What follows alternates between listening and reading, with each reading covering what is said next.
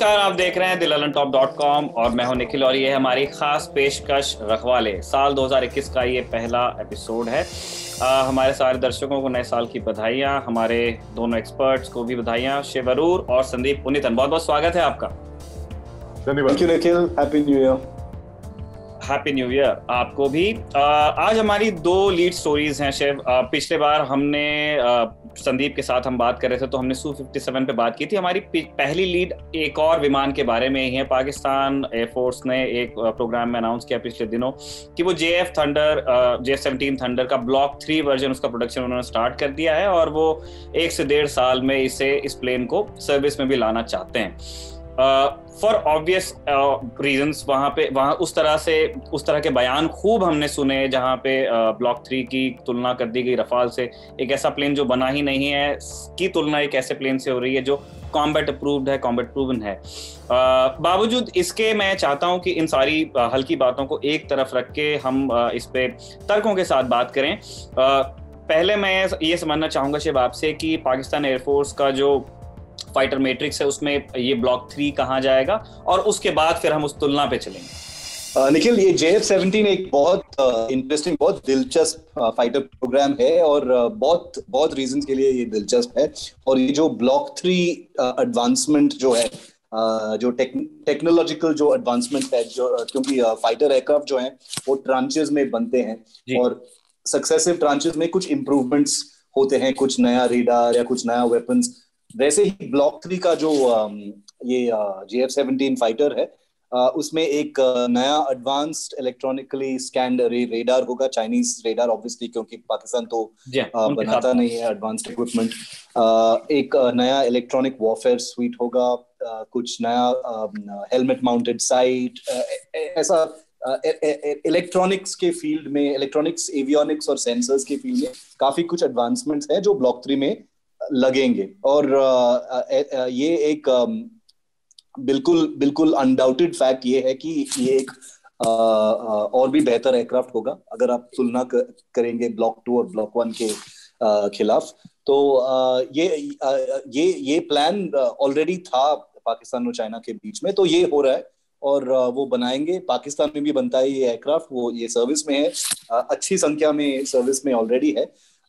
एक चीज मैं बताना चाहता हूं निखिल, वो ये है कि इंटरनेट में, यूट्यूब में बहुत तुलना होता है JF-17 और इंडिया, भारत का तेजस के बीच में जो तुलना होता है वो बहुत होता है। आपने जिक्र किया अगर तुलना करेंगे JF-17 और रफाल के बीच में, वहां पे तुलना होता ही नहीं है। रफाल बहुत ही एडवांस्ड फाइटर है और वो पाकिस्तान और चाइना का भी नहीं कहना है कि ये एक कुछ कंपैरिजन होता है इन दोनों में। ये बहुत ही दूर की बात है। रफाल बहुत ही एडवांस्ड एयरक्राफ्ट है, वेपनरी, एवियोनिक्स सब लेवल पे एडवांस्ड है।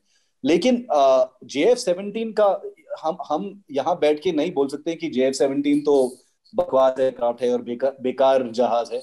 ये बिल्कुल नहीं बोल सकते, क्योंकि ये एक काफी क्रेडिबल प्लेटफॉर्म है। इसका एडवांटेज ये है कि ये पाकिस्तान में बन रहा है और कई साल से बन के आ रहा है। इसका मतलब लोकल प्रोडक्शन है। इसका मतलब चाइना और पाकिस्तान के बीच में उनका ही एयरक्राफ्ट है, किसी थर्ड पार्टी का सप्लाई एयरक्राफ्ट नहीं है।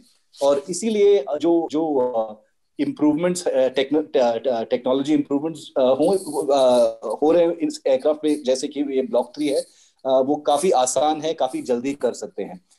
तीसरी चीज ये है निखिल कि ये जहाज जो है अच्छी संख्या में ऑलरेडी ऑपरेशनल है पाकिस्तान एयरफोर्स।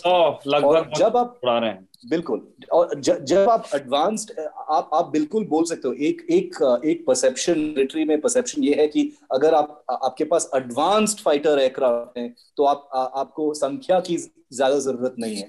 लेकिन काफी मिलिट्री प्लानर्स ये बताएंगे कि संख्या का कोई रिप्लेसमेंट नहीं हो सकता है। अगर आप एक लोअर एंड में एक रीजनेबली केपेबल एक जहाज आप इंडक्ट कर सकते हैं तो संख्या में इंडक्ट करना चाहिए। और इंडिया में जो है तेजस, वो काम करेगा। JF-17 का जो काम करता है पाकिस्तान में, तेजस करेंगे इंडिया में। लेकिन डिफरेंस ये है, अंतर ये है निखिल, कि पाकिस्तान में JF-17 ऑलरेडी सर्विस में है, बहुत सालों से सर्विस में है, वो काफी इम्प्रूवमेंट्स कर चुके हैं। ब्लॉक 3 भी आने वाला है अभी। और इंडिया में तेजस जो बहुत ही अच्छा जहाज है, बहुत लेवल्स में शायद सुपीरियर भी है JF-17 पे, अगर आप तुलना करेंगे।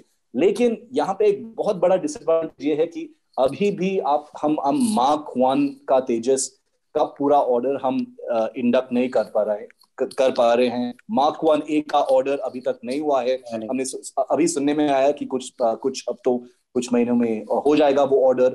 मार्क 2 तो बहुत दूर की बात है। तो वो संख्या जो जो वो फाउंडेशनल जो रिक्वायरमेंट था कि बहुत संख्या में आए ये जहाज, ये नहीं हुआ है। और लास्ट 10 सेकंड एक पॉइंट बताना चाहता हूँ, और वो ये है निखिल कि पाकिस्तान और चाइना ने एक बहुत अच्छा निर्णय लिया था कि हम उस समय के लिए वेट नहीं करेंगे जब तक सारे रिक्वायरमेंट्स क्लियर हो, सारे रिक्वायरमेंट्स मीट कर चुके हो, और ये एक बहुत ही शानदार परफेक्ट एयरक्राफ्ट हो। उनका उनका जो थॉट प्रोसेस था कि ये रीजनेबली एक रेडी एयरक्राफ्ट है, हम इंडक्शन करना शुरू कर देंगे, ये स्क्वाड्रन सर्विस में लगा देंगे, एक्सपीरियंस्ड हो जाएंगे, मेंटेनेंस एक्सपीरियंस हो जाएंगे, पायलट्स एक्सपीरियंस हो जाएंगे, जो मैन्युफैक्चरिंग प्रोसेस में कुछ बढ़ोतरी होगी, रेट बढ़ सकता है, इंप्रूवमेंट्स हो सकते हैं। तो सारा जो इकोसिस्टम है JF-17 के अराउंड, वो इतने सालों से एक्सपीरियंस कलेक्ट कर रहा है, और ये बहुत ही मूल्य है, क्योंकि अभी भी तेजस एक इनिशियल ईयर्स हो रहा है, इनिशियल एक्सपीरियंस हो रहा है हमारा डिफेंस इकोसिस्टम। सो ये एक बहुत बड़ा एडवांटेज है। और हम अब ब्लॉक 3 के बारे में बात कर रहे हैं, और जो कि पाकिस्तान एयरफोर्स का ये दावा है कि वो 1.5 साल के आसपास वो उसको इंडक्ट कर सकते हैं। संदीप, हम इसी जहाज पर आपसे भी टिप्पणी लेना चाहते हैं। शिव ने काफी विस्तार से बताया है जहाज के बारे में। हमारे दर्शक याद करेंगे कि रखवाले के पिछले एपिसोड में संदीप ने बड़े विस्तार से Su-57 के बारे में बात की थी, और तब हमने ईस्टर्न और वेस्टर्न जो डॉक्ट्रिन्स हैं, जो फिलॉसफी है फाइटर जेट्स को लेके, उस पर भी विस्तार से बात की थी। संदीप, अगर हम उसी कॉन्टेक्स्ट में JF-17 को देखना चाहें तो उसकी काबिलियत को कहाँ हम रखेंगे, पूर्व में रखेंगे या पश्चिम के जहाजों में रखेंगे, और किस तरह की विशेषताएं हैं इसमें? निखिल, ये it's a very good question.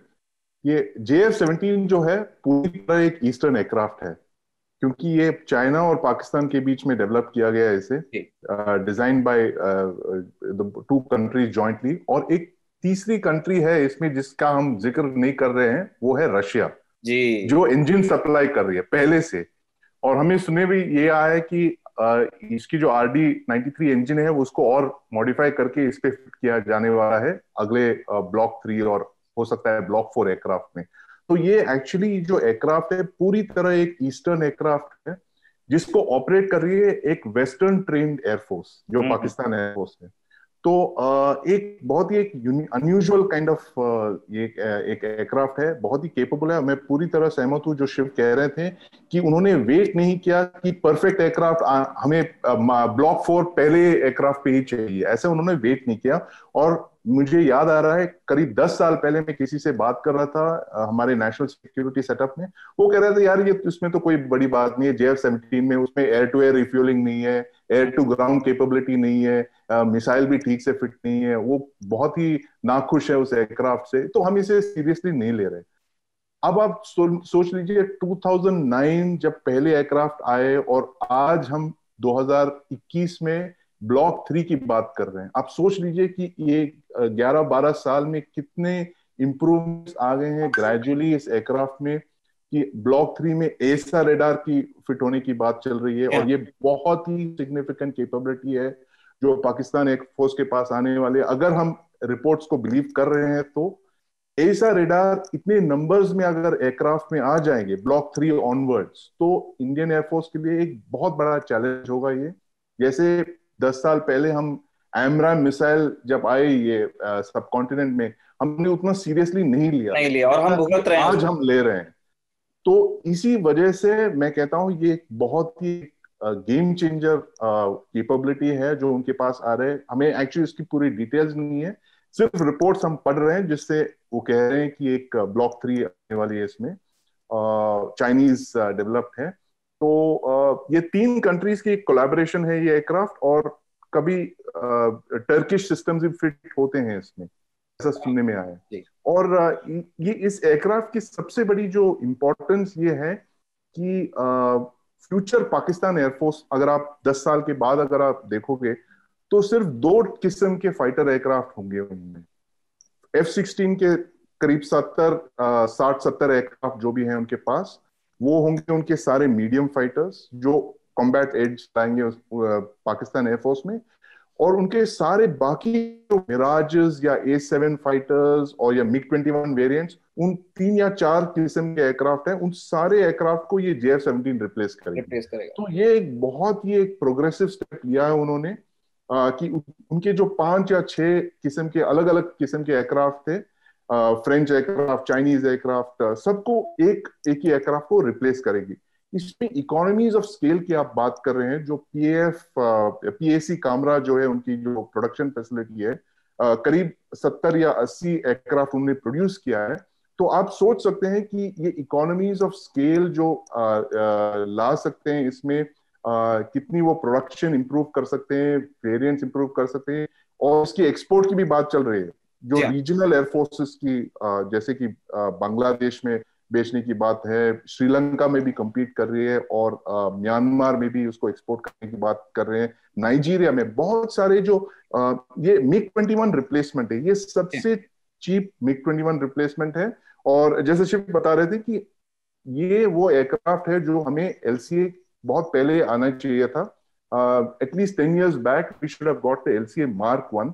तो अब हम Mark 2 की बात कर रहे हैं। अब आप सोच लीजिए कि इस साल हम Mark 1A की ऑर्डर प्लेस करने जा रहे हैं, तो हमें बहुत पहले ऑर्डर करके इंडक्ट करना चाहिए था। इसीलिए LCA और JF-17 की जो रेस है, मैं समझता हूँ एक खरगोश और कछुए की रेस है, और वो कुछ आगे निकल चुके हैं इस रेस में, खरगोश की तरह, क्योंकि उन्होंने एक हेड स्टार्ट ले लिया। उन्होंने कमिट कर दिया कि Mark 1 के साथ हम चले जाएंगे, और उन्हें इंक्रीमेंटल इंप्रूवमेंट्स लाए। तो हमें एक्चुअली बहुत आगे चल के उनको कैचअप करना है, और कुछ साल लगेंगे हमें, मुझे लगता है। संदीप, आप ये सब कह रहे थे, और हम इंडियन मैन्युफैक्चरर्स की उस शिकायत को याद कर रहे थे कि हमारे यहाँ JSQR ASQR अगर आप देख लो तो वो ऐसी विशलिस्ट लगती है जिसका जवाब दुनिया में कहीं किसी के पास नहीं होता है। एनीवे, संदीप की ही बात को हम शिव आपके साथ आगे बढ़ाना चाहते हैं। आप दोनों ने इस बात को बड़ी प्रमुखता से रखा है कि JF-17 जो आ रहे हैं, उसके जो आने वाले वर्जन्स भी आएंगे, उनका सामना भारत में LCA के साथ ही होने वाला है। हम उस दिशा में ही बढ़ना चाहते हैं। फर्स्ट फ्लाइट LCA की, उसको 20 साल हो गए हैं, संयोग की बात है, रखवाले जब आप शूट हो रहा है तो 4 जनवरी को फ्लाइट हुई थी, 7 जनवरी को आज हम ये शूट कर रहे हैं। 2 डेकेड्स में हम कितने आगे आए हैं, इसके ऊपर रखवाले के तमाम एपिसोड्स में खूब बात हुई है। और 83 Mark 1A का जो ऑर्डर है, हम वो देने ही वाले हैं। मैं समझना चाह रहा हूँ कि जो प्रोग्राम की दिशा है LCA की, उसमें क्या आपको JF-17 थंडर का जवाब नजर आ रहा है? जिस तरह की कैपेबिलिटीज इमेजिन की जा रही हैं फ्यूचर तेजस वेरिएंट्स के लिए, और जिस तरह की स्क्वाड्रन स्ट्रेंथ हम रखना चाहते हैं। देखो निखिल, तेजस Mark 1 जो है, जो हम 40 इंडक्ट कर रहे हैं अभी, वो एक बहुत बेसलाइन एयरक्राफ्ट है। उसके जो कैपेबिलिटीज है वो काफी रूडिमेंट्री हैं। अच्छा एयरक्राफ्ट है, बहुत रिलायबल एयरक्राफ्ट है, सेफ एयरक्राफ्ट है, टेस्ट में कोई प्रॉब्लम नहीं था। लेकिन ये एक बेसलाइन एयरक्राफ्ट है, और इसीलिए जो बिटवीन इंडियन एयरफोर्स, वायुसेना और साइंटिस्ट के बीच में, जो DRDO के बीच में जो डिस्कशंस हुआ था, उनका एक अग्रीमेंट रीच हुआ था कि हमको और कुछ रिक्वायरमेंट्स और परफॉर्मेंस कैरेक्टरिस्टिक्स चाहिए, जैसे कि air to air refuelling, beyond visual range missiles, कुछ मेंटेनेबिलिटी। हम ज्यादातर मेंटेनेबिलिटी के बारे में बात नहीं करते हैं, लेकिन वो शायद as important as weapon capability है, क्योंकि मेंटेनेबिलिटी और जो एयरक्राफ्ट टर्न अराउंड जो है, जो बोलते हैं हम निखिल, वो as important, it is treated as important in the Air Force as the flight characteristics. तो तेजस Mark 1 में काफी मेंटेनेबिलिटी के इश्यूज हैं। वो पैनलिंग जो है एयरक्राफ्ट में, वो डिजाइन फेज से ईज ऑफ मेंटेनेंस वो डिजाइन इन नहीं था। तो इसलिए जो मार्क 1A और मार्क 2 के तेजस होंगे उसमें मेंटेनेबिलिटी काफी अटेंशन दिया है, उसमें उसमें अच्छा है। और जैसे कि ये सारे जो वेपन्स कैपेबिलिटीज, बिल्कुल अच्छा दिशा में जा रहा है ये प्रोग्राम। लेकिन जैसे आपने बताया कि 20 साल हो चुके हैं, वो भी ठीक है, लेकिन अब जो प्रोडक्शन शुरू हो गया है और प्रोडक्शन लाइन चल रहा है, एयरक्राफ्ट प्रोड्यूस हो रहे हैं, और इंडियन एयरफोर्स की ऑलरेडी स्क्वाड्रन स्ट्रेंथ की कमी है। तो अगर ये सारे जो समस्याएं आप एक पर्सपेक्टिव में देखोगे तो मुझे एग्जैक्टली समझ में नहीं आता है कि क्यों और नंबर्स इंडक्ट नहीं होते हैं। क्यों एक कमिटी बैठ के डिसाइड नहीं करता है कि इंडियन एयरफोर्स की स्क्वाड्रन की कमी है, उनको नंबर्स चाहिए। 40 बिल्कुल कुछ रिक्वायरमेंट को मीट नहीं करेगा, और ऐसे एयरक्राफ्ट चाहिए होंगे। हम इसको इम्प्रूव करेंगे आगे जाके, मार्क 1A मार्क 2 जो काफी सेपरेट एयरक्राफ्ट होगा तेजस। तो दिशा ठीक है, टेक्नोलॉजी बिल्कुल ठीक है, लेकिन डिसीजन मेकिंग में कमी है। और जब हम लास्ट बालाकोट के बाद, जो अब दो साल होने वाले हैं बालाकोट एयर स्ट्राइक का निखिल, तब से एक ऑलमोस्ट एक प्रायोरिटी और एक अर्जेंसी हम सब ने महसूस किया था कि तेजस का मार्क 1A डील वहीं पे साइन हो जाएगा, क्योंकि अभी MiG-21 को रिप्लेस करना चाहिए, मॉडर्न एयरक्राफ्ट को लाना चाहिए, इस प्रोग्राम को एक्सेल करना चाहिए। 2 साल बाद अभी भी नहीं हुआ है, और अब हम सुन रहे हैं कि ये 83 वाला डील, मार्क 1A तेजस वाला डील एरो इंडिया फरवरी में साइन हो जाएगा। जब ये एवरो का कॉन्ट्रैक्ट साइन करेंगे तब एवरो का कॉन्ट्रैक्ट भी साइन हो जाएगा शायद। मैं तो जैसे मैं हमेशा बोलता हूँ, बोलने में अच्छा लगता है, करने में देखना पड़ेगा कि ये होता है कि नहीं। करेक्ट। क्योंकि संदीप और मैं पता नहीं कितने सालों से हम एरो इंडिया जा रहे हैं, और एरो इंडिया के बिल्कुल पहले ये इंफॉर्मेशन आ जाता है कुछ रिपोर्ट में या एनुअल रिपोर्ट में या कुछ रिपोर्ट्स में कि ये डील साइन होने वाला है। एरो इंडिया खत्म हो जाता है, कुछ नहीं साइन होता है। तो हम देखना चाहते हैं कि ये बिल्कुल साइन होना चाहिए, क्योंकि तेजस में कोई कमी नहीं है। तेजस एयरक्राफ्ट बहुत अच्छा है, और इसका तुलना बिल्कुल होगा JF-17 से। और अगर आप टेक्निकली आप कंपेयर करोगे, बिल्कुल फेवरेबली कंपेयर होता है। कुछ इश्यूज में शायद JF-17 सुपीरियर होगा, बट ओवरऑल अगर आप देखोगे तो तेजस बिल्कुल stands on its own. It's a very good aircraft, तो इसमें कोई शक नहीं होना चाहिए। लेकिन डिसीजन मेकिंग में प्रायोरिटाइजिंग, हम बहुत आत्मनिर्भरता इन डिफेंस के बारे में करते हैं, लेकिन ये एक रेडी प्रोग्राम है जो आप उसके बिल्कुल एक्सेलरेट कर सकते हो। थोड़ा सा प्रायोरिटी और थोड़ा सा रिसोर्सेज लगा के इसको बिल्कुल प्रायोरिटाइज कर सकते हो, ना कि आप बहुत सारे और रिक्वायरमेंट्स हैं जिसमें बहुत पैसे और रिसोर्सेज लगेंगे, उसमें ज्यादा एनर्जी लगाते हो। ये एक इंडिविजुअल प्रोग्राम है, इसको इम्प्रूव करते जाओ। जैसे मैं पहले बोला था, JF-17 में एक बहुत ही बेसिक एयरक्राफ्ट पहले इंडक्ट हुआ था, और मैं संदीप भी बोल रहे हैं और मैं भी 15 साल से बोल रहा हूँ, ये शायद 10 साल पहले निखिल, 10 साल पहले तेजस स्क्वाड्रन सर्विस में एंटर होना चाहिए था। 2016 में स्क्वाड्रन सर्विस में एंटर हुआ था, अब सुल्लूर में एक स्क्वाड्रन बन चुका है। मैं मानता हूं कि उससे 6 साल पहले या 7-8 साल पहले इंडक्ट करना चाहिए था। प्रोटोटाइप्स, डेमोन्स्ट्रेटर्स, जो भी है, पायलट्स को थोड़ा एक्सपीरियंस मिल जाए, मेंटेनिंग स्टाफ और क्रूज को थोड़ा एक्सपीरियंस अगर मिल जाए, तो अभी ये जो समस्या अभी जो हो रहा है, मेरे पर्सपेक्टिव से शायद कम it would be little less. आखिरी सवाल संदीप, बहुत छोटा हम उससे रखना चाहते हैं।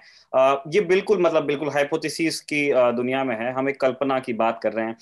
हमने देखा है कि तेजस प्रोग्राम में सरकार की कितनी दिलचस्पी है, और उसकी एक जनरल पेस अब तक के हम समझ गए कि वो किस रफ्तार से आगे बढ़ रहा है, और हम PAF में JF-17 के डेवलपमेंट की रफ्तार को भी देख रहे हैं। क्या आप ऐसे किसी भविष्य की कल्पना भी करते हैं जहां पे JF-17 का जो प्रोग्राम है वो इतना मैच्योर कर जाए कि तब हम उसे LCA से कंपेयर ना कर पाए?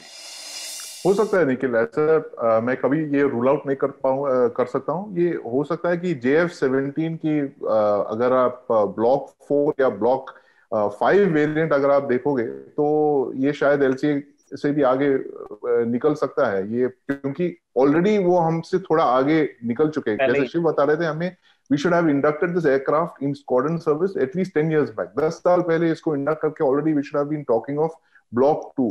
आज के दौर में 2021 में हम ब्लॉक 1A की बात कर रहे हैं, तो ऑर्डर आज हम प्लेस करेंगे इस साल, और ये 3 और 4 साल के बाद कंप्लीट करेंगे। और ये मार्क 2 या जो एक कंप्लीटली डिफरेंट फाइटर है, वो कुछ और साल लगेंगे आने में।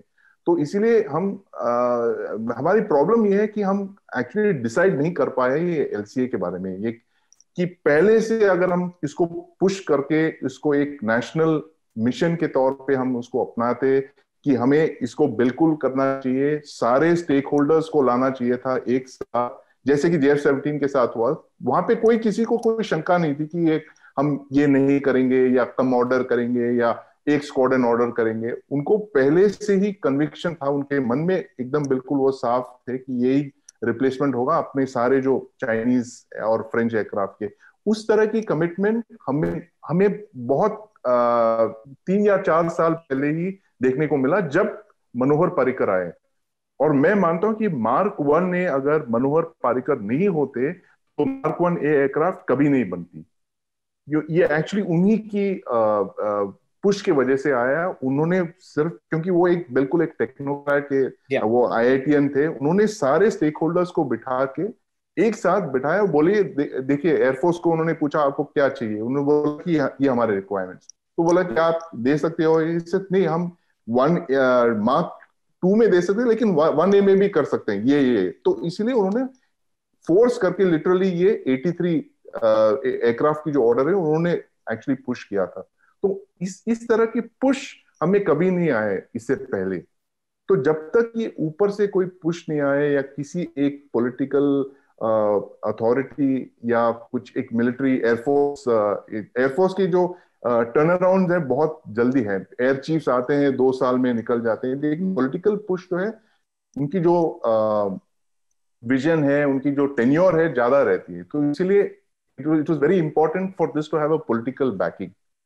और मैं समझता हूं इस तरह के जो प्रोग्राम्स हैं they should all be driven by either the politicians या फिर प्राइम मिनिस्टर्स ऑफिस। जैसे आप कई सारे सक्सेसफुल प्रोजेक्ट्स ऐसे हैं, स्पेस में हो या न्यूक्लियर एनर्जी में हो या फिर न्यूक्लियर सबमरीन PMO में रिपोर्ट करते हैं, और वहां पे कोई ऐसे डिलेज नहीं है, ब्यूरोक्रेसी नहीं है, क्योंकि एक थ्रस्ट है, एक विजन है कि हमें ये तो बिल्कुल ही करना चाहिए। इसी तरह से हमें इस तरह के प्रोजेक्ट्स ऐसे अपनाने चाहिए, चाहे वो इंजन के प्रोजेक्ट्स हो, हेलीकॉप्टर इंजन के हो या जेट इंजन के हो या फिर लाइट कॉम्बैट एयरक्राफ्ट की प्रोजेक्ट्स, और हमें इसे लार्ज नंबर्स में ऑर्डर करना चाहिए। ये नहीं कि आपने 50 ऑर्डर किया या 60 ऑर्डर किया। और जैसे नेवी के जो सारे प्रोग्राम्स हैं, उनके शिप्स के प्रोग्राम्स अगर आप देखोगे तो ये सारे बैचेस में ऑर्डर करते, 3 या 4। ऐसा नहीं कि हमें 20 साल की एक विजन है, हमें इतने सारे जहाज चाहिए। तो ये कभी हम लॉन्ग टर्म पर्सपेक्टिव नहीं देखते, हम बहुत ही शॉर्ट टर्म 3-4 साल की प्लानिंग में हम रह जाते हैं। तो ये एक इंपॉर्टेंट एरिया है जो हमें सुधारनी चाहिए आगे चल।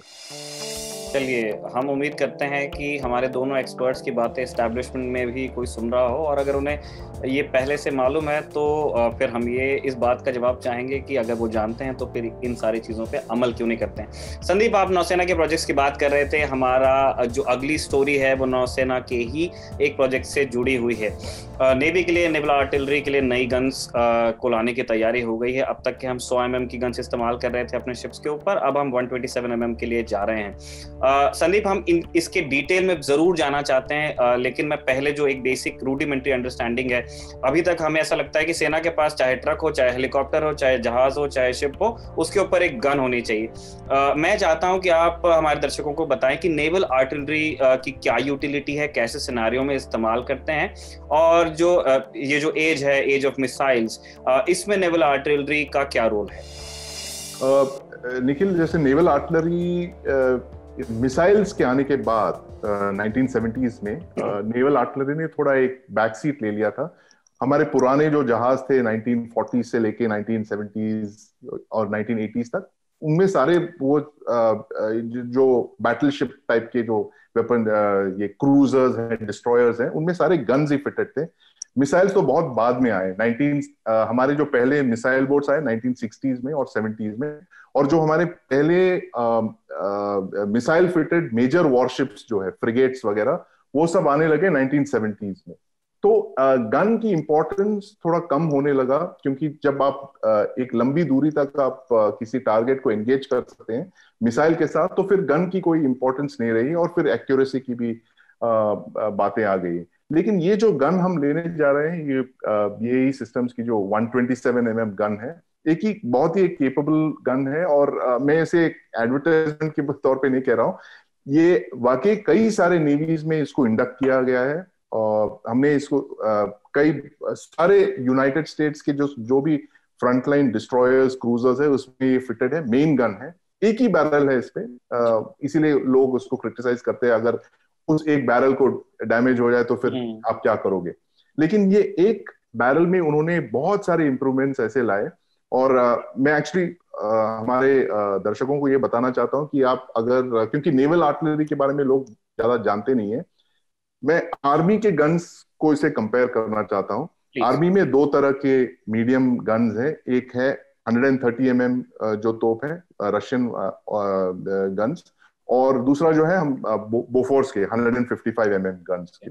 ये जो 127 गन जो है, रफली ये फील्ड आर्टिलरी गन के मुकाबले में है। इट्स रफली द सेम, और एक सिंगल बैरल है, और एक करीब 25 किलोमीटर तक की दूरी तक मार सकते हैं। आप पूछोगे कि अरे मिसाइल तो 500-600 किलोमीटर तक जा सकते हैं, तो इसकी क्या यूटिलिटी है? सेम यूटिलिटी नहीं है। आप वो टारगेट्स नहीं एंगेज कर सकते इतने डिस्टेंस पे। जो शॉर्ट रेंज पे जो टारगेट्स हैं, चाहे वो कुछ छोटे टारगेट्स हो, या छोटे बोट हो, या छोटे सरफेस क्राफ्ट हो, या एयरक्राफ्ट हो, या इस तरह के स्मॉल टारगेट्स, आप अपने जो कीमती मिसाइल है उसको एक्सपेंड नहीं करने की जरूरत पड़ेगी। आप इसे गन से एंगेज कर सकते हैं। और ये जो यूएस ने जो काफी सारे नए एम्यूनिशन लाए इस 127 गन में, जैसे कि प्रॉक्सिमिटी फ्यूज एम्यूनिशन है, बहुत सारे एडवांस्ड एम्यूनिशन लाए, जिससे एक गन की जो कैपेबिलिटी है बहुत अधिक बढ़ जाती है। तो जैसे कि कार्गो एम्यूनिशन है, ये प्रॉक्सिमिटी फ्यूज, जैसे मैं बता रहा था, उससे एक शेल से आप एक बहुत सारा ये कर सकते हैं, उसके फोर्स मल्टीप्लायर के तौर पे आप उसे यूज कर सकते हैं। तो एक बहुत ही एक इम्पोर्टेंट ये है। और कई सालों के बाद इंडियन नेवी एक इस बड़े गन के तरफ आने की बात कर रहे हैं, क्योंकि हमारे जो पहले वाले गन्स थे वो ज्यादातर रशियन ओरिजिन थे, 100 गन्स थे, और उतने केपेबल नहीं जो ये गन्स आने वाले हैं। ये बहुत ही एडवांस्ड गन्स है। जैसे मैं कह रहा था कि बहुत सारे वेस्टर्न नेवीज में ये इसको यूज किया जा रहा है, खासकर NATO. Most of the major warships जो है नेटो के इस गन से फिटेड है, उनके वॉरशिप्स। और आगे चल के हमारे जो सारे इंपॉर्टेंट वॉरशिप्स आ रहे हैं इस साल से शुरुआत, जो आईएनएस विशाखापट्टनम को कमीशन किया जा रहा है, वो पहला वॉरशिप होगा इसके साथ। और 11 ऐसे मेन वॉरशिप्स हैं, जो 7 नीलगिरी क्लास के और 4 विशाखापट्टनम क्लास के, जो इस गन से एक होंगे। तो एक अलग किस्म की एक कैपेबिलिटी लाती है नेवी में, एक सेकेंडरी आर्मामेंट के तौर पे, एंटी एयरक्राफ्ट हो या एंटी सरफेस के तौर पे, या फिर नेवल गनफायर सपोर्ट जिसको कहते हैं, वो है जब वॉरशिप किनारे, समुद्र के किनारे के पास पहुंच के वहां पे सपोर्ट फायर दे सकती है। और ये बहुत ही एक्यूरेट शेल है, जैसे मैं बता रहा था। तो आप समुद्र से आर्टिलरी के तौर पे आप इसको यूज कर सकते हैं, पिन पॉइंट किसी टारगेट को आपको अगर एंगेज करना हो। लेकिन एक उसके भी लिमिटेशंस हैं, क्योंकि आप मतलब आप समझ सकते हो, अगर आप 20 किलोमीटर दूर हैं, तो जैसे आप टारगेट कर रहे हैं तो दुश्मन आपको भी टारगेट कर सकता है। बिल्कुल, तो उसके है। लेकिन it's a very capable gun, and it's one of the best in its class in the world. Shiv, अब हम आपके पास आना चाहते हैं। संदीप जैसे बता रहे थे कि हमारे 11 नए जहाज जो नौसेना के लिए बनाए जा रहे हैं, प्रोजेक्ट 15B, प्रोजेक्ट 17A, इनके लिए बहुत पहले से इनका निर्माण चल रहा है, लोहा कट रहा है, सारे सिस्टम्स बन रहे हैं, लेकिन इनके लिए हमारे पास में गन नहीं थी। हमने बहुत कोशिश की गन लेने की, लेकिन इतनी देरी हो गई है हमें। और अब ये सुनने को आ रहा है कि जो गन्स शायद यूएस नेवी के लिए बना ली गई हैं, उनमें से पहले हमें दे देंगे और उसके बाद फिर वो कॉन्ट्रैक्ट की जो बाकी औपचारिकताएं हैं वो पूरी होती रहेंगी। इस देरी को हम समझना चाहते हैं शिव, इसके पीछे क्या क्या कारण रहे? एक कारण जो फिल्म मैकेनिका वाला था, उससे इतर भी कोई कारण थे क्या? निखिल, अगर आप ये गन का डील को देखोगे, एयरबस C295 को देखोगे, कोई भी लास्ट 1 ईयर में कोई भी डील जो बहुत सालों के लिए अटक चुका था और अब वो क्लियर हो गया है, वो सिर्फ एक देश को धन्यवाद हम दे सकते हैं, वो है चाइना। जो इंडिया और चाइना के बीच में जो लद्दाख में स्टैंड ऑफ है, वो ऑलमोस्ट एक कैटलाइजिंग फोर्स है।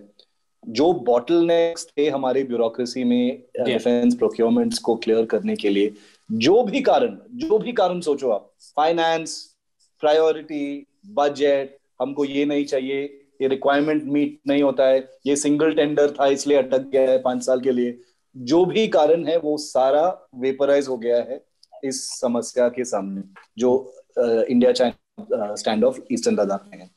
तो ये एक सिल्वर लाइनिंग आप बोल सकते हो, लेकिन ये ऑल्सो एक्सपोज करता है कि हमारा मिलिट्री प्लानिंग और मॉडर्नाइजेशन प्लानिंग कितना घटिया और ब्यूरोक्रेटिक बन गया है। एक रॉट है एक सिस्टम में कि हम प्रायोरिटी और टाइमली डिसीजंस नहीं ले सकते हैं। और ये गन का डील जो है, ये बहुत ही बढ़िया अच्छा सा लाइव एग्जांपल है। ये डील बहुत सालों से चल रहा है। ये मतलब ये बेसिक वेपन है भैया। आप इतने बड़े जहाज बना रहे हो और एक जो मेन गन है जहाज का, उसका आप डील साइन नहीं कर पा रहे हो। इसका मतलब आपका प्लानिंग में पता नहीं क्या प्रॉब्लम है। लेकिन ये प्लानिंग का जो प्रॉब्लम है, ये काफी टिपिकल है, क्योंकि जैसे संदीप ने कई बार बोला है, हमारे पास होलिस्टिक और इंटीग्रेटेड प्लानिंग का काफी कमी है इस देश में। तो ये एक बहुत अच्छा लाइव एग्जांपल है इसका कि आप इतना एडवांस्ड वॉरशिप्स बना रहे हो, P-15B frigates, P-15B destroyers, I beg your pardon, P-17A frigates, आप वो न्यू जनरेशन मिसाइल वेसल्स भी बनाओगे आप, और आपने वेपन्स और वेपन्स पैकेज का फाइनलाइजेशन या कुछ प्लान ही नहीं। कुछ दिन पहले हमने देखा हिमगिरी जो P-17A फ्रिगेट है, जिसका लॉन्च हुआ था कोलकाता में, उसका जो इमेज में था वो auto Mylara gun 76 millimetre gun था उस इमेज में। तो सोशल मीडिया पे काफी सवाल उठ चुके थे कि अरे ये 76 मिलीमीटर गन क्यों इंटीग्रेट हुआ है, what happened to the 127 millimetre mark 45 gun. काफी चर्चा हुआ था उस टाइम पे। तो मेरा मानना है कि निखिल, जो एक्चुअली नॉट मेरा मानना है, मेरा होप ये है कि इस साल में जो डील्स अटक गए थे वो सारे क्लियर हो रहे हैं अभी। लेकिन आई होप कि इसके बाद we don't go back to the old system of कि हाँ देखा जाएगा, और जो ब्यूरोक्रेटिक रेड टेप होता है। आप ये जो सिंस ये इमरजेंसी प्रोक्योरमेंट्स है, हमको फास्ट ट्रैक चाहिए, इतने सालों से अटक गए थे गन डील और अब हमको जल्दी चाहिए। और इसलिए क्योंकि ये इमरजेंसी सिचुएशन है लद्दाख में और हमको सारा जो ऑर्डर है वो हमको इमरजेंसी फास्ट ट्रैक पे चाहिए, और इसलिए यूएस नेवी के इनकमिंग इन्वेंट्री से हमको कुछ आइटम्स डाइवर्ट करके सप्लाई करेंगे। MH-60 रोमियो हेलीकॉप्टर्स जो अगले महीने डिलीवरी शुरू होगा निखिल, जो फर्स्ट 3 हेलीकॉप्टर्स जो है वो यूएस नेवी इन्वेंट्री से हैं। वो भी एक fast track delivery fast track के लिए लॉकहीड मार्टिन ने बोला कि ठीक है, हम दे देते हैं। सिंस नेवी इज रिक्वेस्टिंग की फास्ट ट्रैक डिलीवरी चाहिए, हम यूएस नेवी के इन्वेंट्री से लेके देंगे। तो आप बहुत सालों से कुछ नहीं करते हो, बहुत साल चलते हैं, टाइम वेस्ट होता है, वेपनरी जो हथियार जो है हमारे पास वो पुराने हो जाते हैं, लेकिन सडनली जब युद्ध का माहौल है आपको सब कुछ जल्दी चाहिए। ये एक बहुत ही डिस्टर्बिंग चीज है। और मेरा सिंस आपका सवाल स्पेसिफिकली ये 127 गन के ऊपर था, मेरा ये होप है कि we don't go back to the old way of prioritising military procurements. और नेवी बेचारी, उसके साथ ये ज्यादा होता है, उसके शिप्स लॉन्च हो रहे हैं बिना हेलीकॉप्टर्स, उसके शिप्स लॉन्च हो रहे हैं बिना मिसाइल। और कितने शिप्स हैं जो बन चुके हैं, उनके पास टॉर्पीडोज नहीं है, सरफेस टू एयर मिसाइल नहीं है, टोर्ड अरे सोनार नहीं है। मतलब लोग कह रहे हैं कि आप कितने साल तक चलेगा लॉन्च करते हो जब आपके जब वो एक जंगी जहाज नहीं है, तो फिर आपको वो सेरेमनी वगैरह आप अपना उत्सुकता रोक सकते हैं। संदीप, आखिरी सवाल इस स्टोरी से जुड़ा हुआ आपसे है। हमारे दर्शक ये जानते हैं कि पहले ऑटो मिलारा नाम की एक फर्म से हम मेन गन्स लेने वाले थे अपने इन सभी जहाजों के लिए। उसके बाद वीवीआईपी चॉपर स्कैन में फिन मैकेनिका का नाम आता है और उसके बाद वो कंपनी होती है ब्लैकलिस्ट। अब हम बीएई से ले रहे हैं, जो कि एक अमेरिकन फर्म है। संदीप, हमें समझना चाहते हैं कि क्या इन दो सिस्टम्स के बीच में जो हमें चुनाव करना पड़ गया, फॉर गुड और बैड, क्या इससे हमारी क्षमताओं में कोई फर्क पड़ा? क्या हम इन दो सिस्टम्स को कंपेयर कर सकते हैं कि हमारे पास ऑटो मिलेरा आता तो ये होता और बीएई आ रहा है तो ये होगा, या इस तरह की तुलना गलत है? तुलना बिल्कुल सही है। और मैं कहना चाहता हूँ कि अगर ये फिन मैकेनिका गन आती हमारे पास, जो ओरिजिनल चॉइस थी इंडियन 127 गन, वो पूरी ट्रांसफर ऑफ टेक्नोलॉजी करना चाहते थे और वो इस गन को इंडिया में बनाना चाहते थे, फुल टीओटी दे रहे थे। अब जो हम गन जा रहे हैं खरीद रहे हैं इमरजेंसी फास्ट ट्रैक पे, उसको ऑफ द शेल्फ खरीद रहे हैं, इसमें कोई ट्रांसफर ऑफ टेक्नोलॉजी नहीं होगा। और मैं कहना चाहता हूं कि वीवीआईपी चॉपर स्कैम के बाद जो एक तरह से एक ब्लैकलिस्ट कर दिया उन्होंने ये पूरे ग्रुप को, अब जो जिसको लियोनार्डो ग्रुप कहते हैं, ये सारे ग्रुप के प्रोग्राम्स उन्होंने ब्लैकलिस्ट कर दिए। और सबसे बड़ा जो जिसको नुकसान हुआ वो इंडियन नेवी को था, क्योंकि उनके ना तो ये गन की जो बात कर रहे हैं 127 गन वहीं से आने वाली थी 2015 में, और ब्लैक शार्क टॉर्पीडोज जो हमारे स्कॉर्पियन सबमरीन्स के लिए उन्होंने चुने थे, उनको भी ब्लैकलिस्ट कर दिया था। और ये टॉर्पीडोज न सिर्फ ये स्कॉर्पियन सबमरीन्स के लिए थे, वो हमारे न्यूक्लियर सबमरीन फ्लीट में भी फिट होने वाले थे। तो इस तरह से काफी सारा नुकसान हुआ इस ब्लैकलिस्ट की वजह से, और ये दो बड़े नेवल प्रोग्राम काफी सफर हुए इनकी वजह से। क्या संदीप, प्लीज कंटिन्यू। तो that main thing was that the transfer of technology अगर उन लोग करते उस वक्त, तो we would have been self sufficient by now at least. जैसे कि पुराने टाइम ऑटो मिलेरा जो है 1990s से हम बनाते आ रहे हैं इसको, ये 76 mm गन है, उसी तरह से 127 mm गन को भी हम इंडिया में बनाते जाते हैं।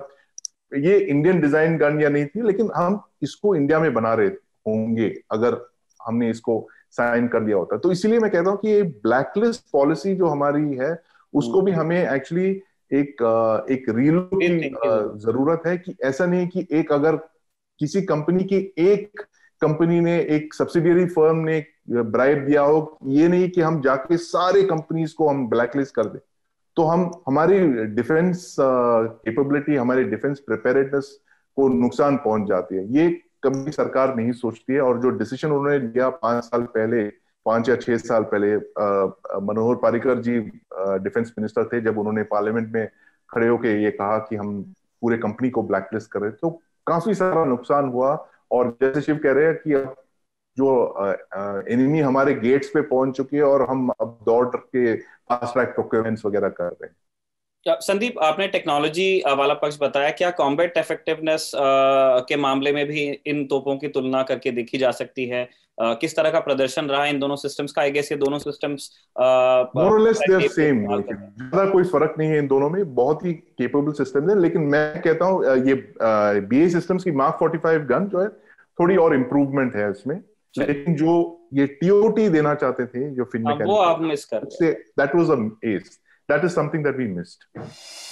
ठीक है, इसी बात पे हम इस स्टोरी को भी कंक्लूड करते हैं। अब है दर्शकों के सवाल, जो आप लोगों की और संदीप की बड़ी डिमांड रहती है बाय द वे, जिस एपिसोड में हम आपको मिस करते हैं वहां लोग कमेंट करते हैं।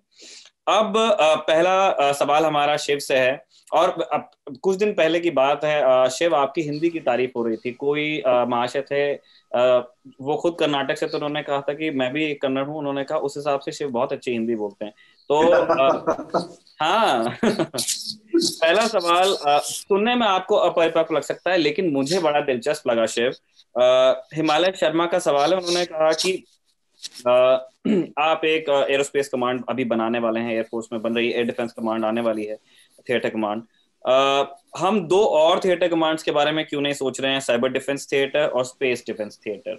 हम ये समझना चाहते हैं कि क्या इन दो चीजों को एयरफोर्स की जो एग्जिस्टिंग कमांड अभी अभी आने वाली है उसी में इस बारे में चिंताएं कर ली गई हैं, या ये एक ऐसी जगह है जिसके बारे में एयरफोर्स को फिलहाल विचार करना बाकी है?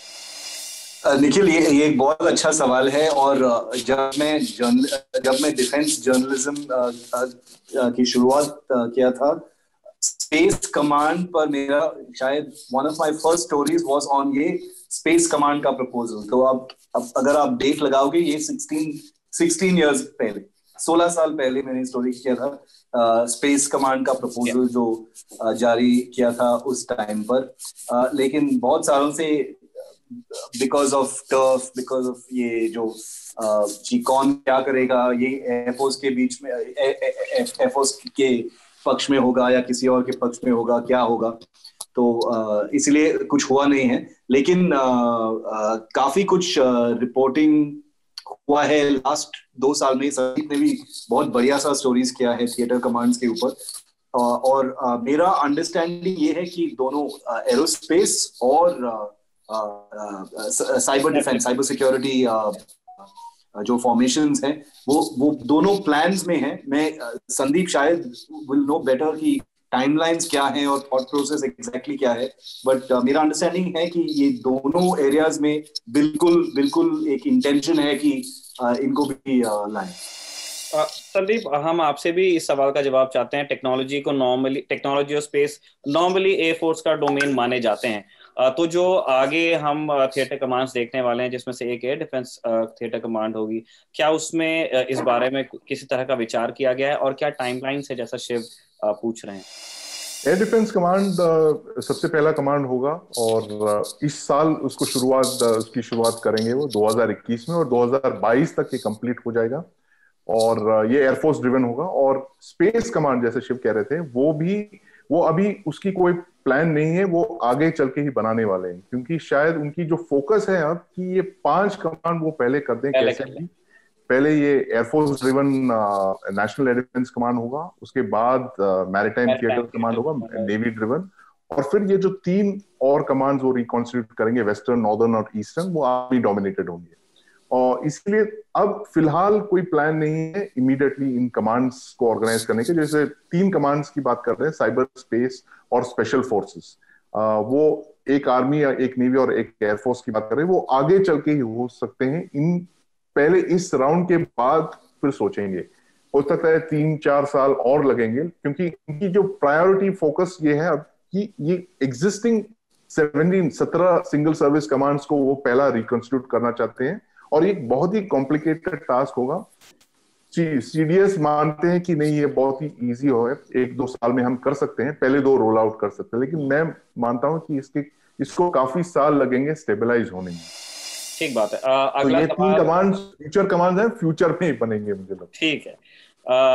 संदीप, अगला सवाल नौसेना से जुड़ा है, इसलिए हमने आपके लिए उसको बुक किया हुआ है। समीर शिंदे का ये सवाल है। समीर पूछ रहे हैं कि सारे एयरक्राफ्ट कैरियर्स इंडिया ने जो इस्तेमाल किए हैं पहले और जो बनने वाले हैं, उनका नाम वी से क्यों आता है? आईएनएस विक्रांत, विराट, विक्रमादित्य, और फ्यूचर में हुआ तो विशाल। क्या है इसकी वजह? Actually it's a good question Nikhil, लेकिन मैंने कभी सोचा नहीं इसके बारे में। लेकिन हो सकता है कि पहली जो एयरक्राफ्ट कैरियर हमारे आए ऑलमोस्ट 70 साल पहले, 60 साल पहले, 1961 में, वो विक्रांत ही था, वी से शुरू हुआ।